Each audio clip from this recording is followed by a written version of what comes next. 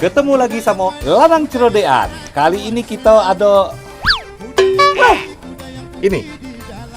Bisa bahasa Palembang? Biko kah? Biso. Biso. Biko. Siapa namanya? Rio kau lah. Wah pagi. Oh, sama-sama mah itu kalau kamu. Aku punya rezeki untuk kamu. Oke. Cak mana? Duit 50.000 ini. Nak ku kali kedua untuk orang lain. Iya. Apa kamu ambil?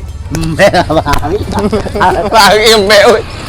Dari hasil eksperimen tadi sama budak cucungguk dua tadi, aku putus untuk tidak lagi bikin konten ini. Tekor, salah sasaran. Hidup janda.